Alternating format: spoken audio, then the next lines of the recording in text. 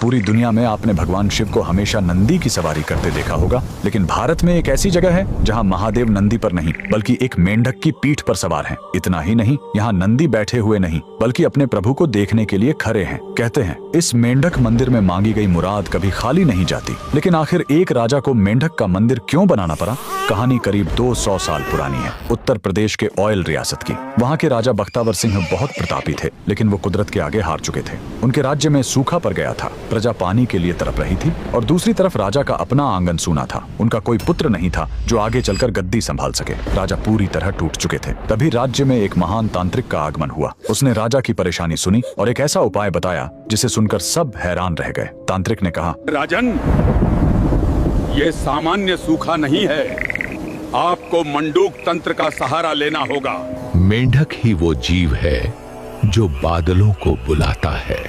आपको एक ऐसा मंदिर बनवाना होगा जो मेंढक की पीठ पर टिका हो।